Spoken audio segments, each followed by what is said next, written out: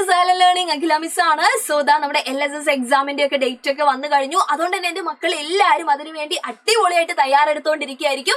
അപ്പൊ ഇന്ന് മിസ് വന്നിട്ടുള്ളത് നമ്മുടെ LSSുമായിട്ട് റിലേറ്റ് ചെയ്തിട്ട് നമ്മുടെ EVSൽ നിന്ന് ചോദിക്കാൻ സാധ്യതയില്ല കുറച്ച് ക്വസ്റ്റ്യൻസ് മക്കളുമായിട്ട് പറഞ്ഞു തരാൻ വേണ്ടിയിട്ടാണ്. അപ്പൊ എല്ലാവരും വീഡിയോ സ്കിപ്പ് ചെയ്യാതെ തന്നെ കാണാം. നമ്മുടെ ആദ്യത്തെ ക്വസ്റ്റ്യൻ ഇതാണ്: identify the device of communication which we used till recently but does not exist now. അതായത് അടുത്ത കാലത്ത് വരെ നമ്മൾ എന്ത് ചെയ്തിട്ടുണ്ട്, ഈ ഒരു വിവരവിനിമയ സംവിധാനം ഉപയോഗിച്ചിട്ടുണ്ട്. എന്നാൽ ഇന്ന് നമ്മൾ എന്ത് ചെയ്യുന്നില്ല, അത് ഉപയോഗിക്കുന്നില്ല. അപ്പൊ നമുക്ക് ഓപ്ഷൻസ് ഉണ്ട് അല്ലെ. പോസ്റ്റ്, തപാലാണോ, ടെലിഫോൺ ആണോ, ടെലിഗ്രാഫ് ആണോ, ഇന്റർനെറ്റ് ആണോ എന്നാ ചോദിച്ചിരിക്കുന്നത്. അപ്പൊ തപാൽ ആയിക്കോട്ടെ, ടെലിഫോൺ ആയിക്കോട്ടെ, ഇന്റർനെറ്റ് ആയിക്കോട്ടെ, ഇതൊക്കെ നമ്മൾ എന്ത് ചെയ്യുന്നുണ്ട്, ഇന്നും നമ്മൾ ഉപയോഗിക്കുന്നുണ്ട് അല്ലെ, വിവരങ്ങൾ കൈമാറാനായിട്ട്. അപ്പൊ ഇവിടെ നമ്മൾ ഉപയോഗിക്കാത്ത ആളെന്ന് പറയുന്നത് നമ്മളുടെ ടെലിഗ്രാഫ് ആണ്. സോ ആൻസർ എന്ന് പറയുന്നത് ടെലിഗ്രാഫ് ആണ്. ഇവിടെ മിസ് അതിന്റെ ഒരു പിക്ചർ വെച്ചിട്ടുണ്ട്. കാരണം എന്താന്ന് വെച്ച് കഴിഞ്ഞാൽ ചിലപ്പോൾ ഈ പിക്ചർ ഒക്കെ തന്നിട്ട് ഇത് ഏത് ഡിവൈസ് ആണെന്നൊക്കെ നമ്മളോട് ചിലപ്പോൾ ചോദിക്കും. നമുക്ക് എപ്പോഴും ഓപ്ഷൻ വേണമെന്നൊന്നുമില്ല. അപ്പൊ പിക്ചർ നോക്കിയിട്ടും കൂടെ ഒന്ന് മനസ്സിലാക്കി വെക്കുക. ഇത് എന്താണ്, ടെലിഗ്രാഫ്, പണ്ട് ഉപയോഗിച്ചിരുന്ന ഒരു വിവരവിനിമയ സംവിധാനം അല്ലെങ്കിൽ കമ്മ്യൂണിക്കേഷന് വേണ്ടി നമ്മൾ ഉപയോഗിച്ചിരുന്ന ഒരു ഡിവൈസ് ആയിരുന്നു.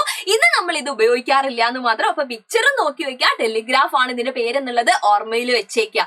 ഓക്കെ, അടുത്ത ക്വസ്റ്റ്യൻ ഇതാണ്: ഫൈൻഡ് ദ ഓഡ് വൺ അല്ലെ, കൂട്ടത്തിൽ പെടാത്തത് ആരാണ്? ന്യൂസ് പേപ്പർ ഉണ്ട്, റേഡിയോ ഉണ്ട്, ടെലിഫോൺ ഉണ്ട്, ടെലിവിഷൻ ഉണ്ട്. പത്രം, റേഡിയോ, ഫോൺ, ടെലിവിഷൻ. നമുക്കറിയാം ഇവരെല്ലാവരും വിവരങ്ങൾ കൈമാറാൻ വേണ്ടി നമ്മൾ ഉപയോഗിക്കുന്ന ആളുകൾ തന്നെയാണ് അല്ലെ. എന്നാൽ ഇവിടെ ഒറ്റ കുറുക്കൻ എന്ന് പറയുന്നത് നമ്മളുടെ ടെലിഫോൺ ആണ്. അതിന്റെ റീസൺ എന്താണ്?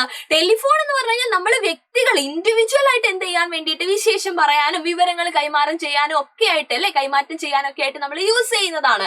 എന്നാൽ ബാക്കിയുള്ള ആളുകളുടെ ഒക്കെ പ്രത്യേകത എന്താണ്? യെസ്, അവര് നമ്മൾ ഉപയോഗിക്കുന്നത് എന്തിനാണ്? Others are used to transfer messages to the mass. അതായത് ഒരു സമൂഹത്തിലേക്ക്, ഒരു സൊസൈറ്റിയിലേക്ക് വിവരങ്ങൾ കൈമാറ്റം ചെയ്യാൻ അല്ലെങ്കിൽ ആശയം എന്താണ് കൈമാറ്റം ചെയ്യാൻ വേണ്ടിയിട്ട് നമ്മൾ ഇവരെയൊക്കെ, പത്രമായിക്കോട്ടെ, റേഡിയോ ആയിക്കോട്ടെ, ടെലിവിഷൻ ആയിക്കോട്ടെ, അതിലൂടെ ഒരു ന്യൂസ് വരുന്ന സമയത്ത് അത് ഒരാളല്ല, ഒരു വ്യക്തിയല്ല അറിയുന്നത് അല്ലെ, ഒരുപാട് ആളുകൾ, ആ സമൂഹത്തിലുള്ള ഒരുപാട് ആളുകൾ എന്ത് ചെയ്യുന്നുണ്ട്, ഒരേ സമയത്ത് വിവരം അറിയുന്നുണ്ട്. അപ്പൊ ആ രീതിയിൽ നമ്മൾ ചിന്തിക്കുന്ന സമയത്ത് ടെലിഫോൺ ആണ് ഇവിടെ ഓഡ് വൺ ആയിട്ട് ഒറ്റപ്പെട്ട് കിടക്കുന്നത്.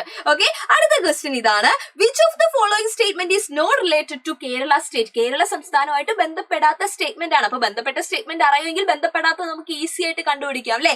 ഏതൊക്കെയാ നോക്കാം. The western boundary of Kerala is Arabian sea. നമ്മുടെ കേരളത്തിന്റെ പടിഞ്ഞാറെ അതിർത്തി എന്ന് പറയുന്നത് എന്താണ്?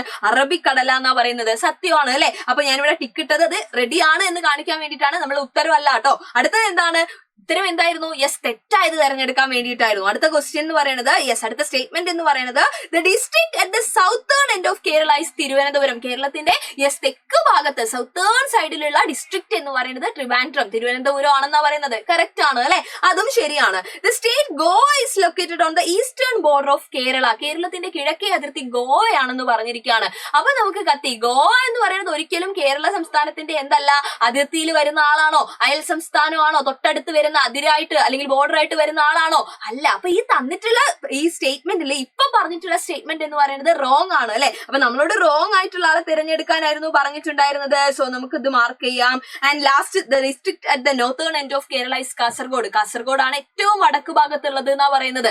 അത് കറക്റ്റ് ആയിട്ടുള്ളതാണ് അല്ലെ. അപ്പൊ ഇന്ത്യയുടെ ഒരു മാപ്പ് കിട്ടിക്കഴിഞ്ഞു കഴിഞ്ഞാൽ നിങ്ങൾ ശ്രദ്ധിക്കുക, ഇതാ ഇവിടെ താഴെയായിട്ടാണ് നമ്മുടെ കേരളം കിടക്കുന്നത് അല്ലെ. ഇതാണ് നമ്മുടെ കേരള സംസ്ഥാനം എന്ന് പറയുന്നത്. അപ്പൊ അതിന്റെ ഈ പറഞ്ഞിട്ടുള്ള വെസ്റ്റേൺ സൈഡ്, പടിഞ്ഞാറ് അറേബ്യൻ സീ നമുക്ക് കാണാൻ പറ്റും. അയൽ സംസ്ഥാനം എന്ന് പറയുന്നത് ഇതാ കർണാടകയും തമിഴ്നാടും ആണ്. ഗോവ എന്ന് പറയുന്ന ആൾ ഇതാ ഇവിടെയാണ് കിടക്കുന്നത്. സോ നിങ്ങൾ നോക്കിയേ, ഗോവ അവിടെയും കേരളം ഇവിടെയും ആണ് അല്ലെ. അപ്പൊ ഗോവ എന്തല്ല, ഒരു ബോർഡർ ആയിട്ട് വരുന്ന ആളെ അല്ല. സോ ഗോവ നമ്മൾ ഇതാ ഈ പറഞ്ഞിട്ടുള്ള സ്റ്റേറ്റ്മെന്റ് റോങ് ആയതുകൊണ്ട് നമ്മൾ അത് എന്ത് ചെയ്തു, നമ്മുടെ ആൻസർ ആയിട്ട് നമ്മൾ മാർക്ക് ചെയ്തു. ഓക്കെ, അടുത്ത ക്വസ്റ്റ്യൻ നോക്കാം. ഇതുമായിട്ട് റിലേറ്റ് ചെയ്തിട്ട് തന്നെ ചോദിച്ചിരിക്കുകയാണ്: കേരളത്തിന്റെ അയൽ സംസ്ഥാനങ്ങൾ which are the neighbouring States of Kerala.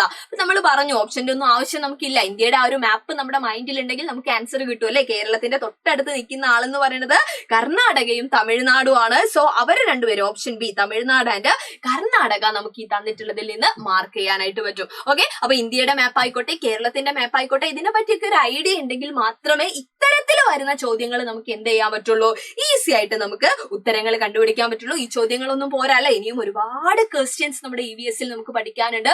EVSൽ മാത്രമല്ല എല്ലാ സബ്ജക്റ്റിലും നമുക്ക് പഠിക്കാനുണ്ടായിരിക്കും. അപ്പൊ മക്കൾ എന്ത് ചെയ്യുക, നമ്മുടെ സൈലത്തിന്റെ ഫ്രീ ആയിട്ടുള്ള ജ്വാല ബാച്ചിനെ പറ്റിയൊക്കെ നിങ്ങൾക്ക് അറിയായിരിക്കും. ജോയിൻ ചെയ്യാത്ത മക്കൾ ഉണ്ടെങ്കിൽ, LSS എഴുതുന്ന മക്കള് നിർബന്ധമായിട്ടും എന്ത് ചെയ്യുക, നമ്മുടെ ജ്വാല ബാച്ചിൽ പെട്ടെന്ന് തന്നെ ജോയിൻ ചെയ്തേക്കുക.